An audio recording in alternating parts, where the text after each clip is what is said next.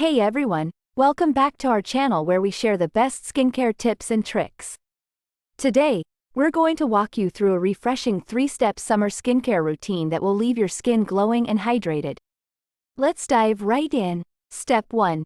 Cleansing. First up, cleansing is essential to remove dirt, sweat, and sunscreen residue. Use a gentle foaming cleanser suitable for your skin type.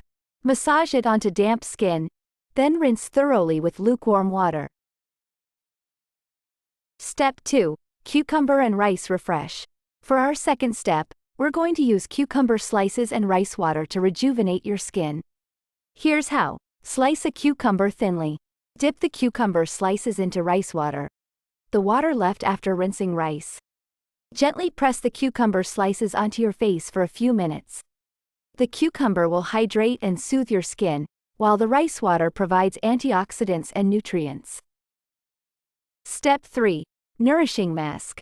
And now, onto our final step, a nourishing mask to hydrate and revitalize your skin. Mix a tablespoon of natural yogurt with a teaspoon of honey. Optionally, add a few drops of rose water for extra hydration. Apply this mixture evenly to your face and leave it on for 15 to 20 minutes.